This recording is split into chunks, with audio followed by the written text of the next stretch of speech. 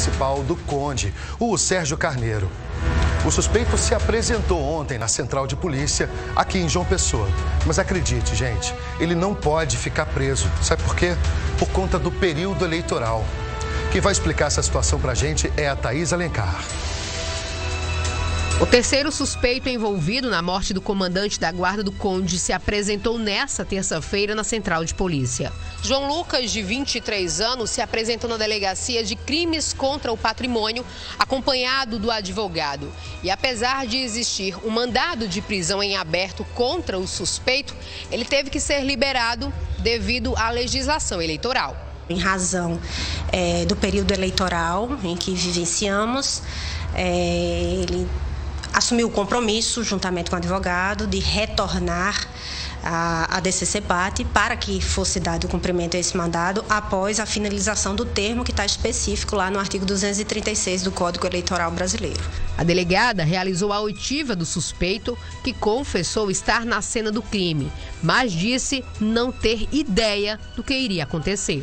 Ele diz que seguiu com Luiz Augusto porque Luiz Augusto fez um convite para ele para espairecer na praia, porque ele disse que estava muito nervoso, de cabeça quente, porque havia brigado com a companheira. No último sábado foi preso o principal suspeito de ter atirado e matado o comandante da guarda.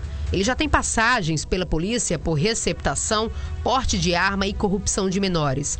À imprensa, Luiz Augusto, de 19 anos, disse que a intenção era cometer um assalto.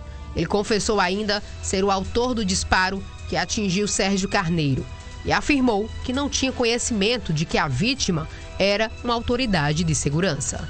Também foi detido e encaminhado à central de polícia de João Pessoa um motorista de transporte por aplicativo que, segundo as investigações, poderia ter dado apoio à dupla, inclusive com armamento.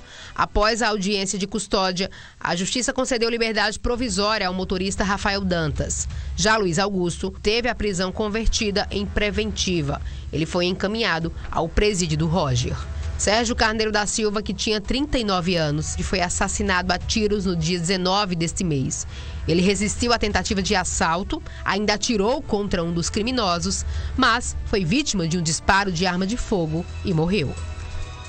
Uma situação muito delicada. A gente encontra em vários autos, a gente vê em vários lugares, muitas prisões que deixam de ser efetuadas justamente por conta desse período eleitoral.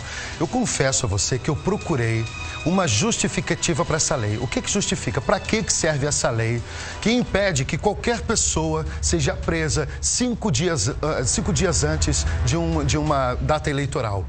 Eu não sei exatamente qual o critério dessa lei, o que impede que a polícia faça o seu trabalho, o que impede de um suspeito que se entrega à polícia seja preso e responda preso a tudo que ele fez. Ele participou de um crime e não pode ser preso porque ele se entregou durante o período eleitoral e, nesse caso, ele não pode ser detido porque não foi efetuada a prisão em flagrante. Isso é terrível. Honestamente, eu não sei a razão, o porquê que essa lei existe. O que faz? O que respalda?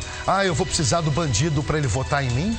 O que faz uma pessoa não poder ser presa, mesmo tendo provas de que a pessoa participou de um crime, a pessoa tirou a vida de um pai de família, e aí ela não pode ser detida porque ela está num período eleitoral. É importante que quem criou essa lei tenha uma ideia de que esse tipo de caso pode acontecer. E essa pessoa, quer dizer, a vítima, o familiar, aquelas pessoas que se sentem prejudicadas, que perderam um ente querido, estão agora olhando ele ser liberado simplesmente porque a gente está num período eleitoral. Aí, por que essa lei existe? Para que esse bandido, esse suspeito, possa votar? Qual a justificativa? Alguém que comete o crime, tira a vida de um pai de família, mesmo assim tem o benefício de continuar em liberdade, mas só porque domingo tem eleição? Eu realmente não consigo entender o porquê que essa lei existe. Detalhe, 5 dias antes do pleito e 48 horas depois do pleito, ninguém pode ser preso. Honestamente, algumas leis aqui no Brasil eu realmente não consigo entender. Eu falei com uma advogada, amiga minha também, que falou, olha, Flávio, não há uma justificativa plausível, nada que possa justificar uma regra eleitoral que impede que a polícia faça o trabalho dela. E aí a gente vê um pai de família que perde a vida, todos os familiares ainda com muita dor diante de uma perda terrível, uma tragédia familiar, ele que reagiu ao assalto, E tem outra coisa ligada também a esse caso que eu não consigo entender, gente. Honestamente, algumas coisas, algumas peças desse quebra-cabeça, para mim, não se encaixam. Algumas coisas não estão muito claras. Essa participação desse motorista de aplicativo, a pessoa que sai, vamos ali espairecer e vai lá e tira uma arma. Ninguém viu que ele estava armado. Eu, honestamente, acho que pode ter alguma reviravolta nesse caso. E, claro, se acontecer, a gente vai trazer aqui no Povo na TV para que você fique muito bem informado. Agora, mais uma vez eu repito, que lei absurda é essa que impede a polícia de prender um suspeito de um crime tão grave quanto esse? Lamento, viu? Bom, a gente vai agora...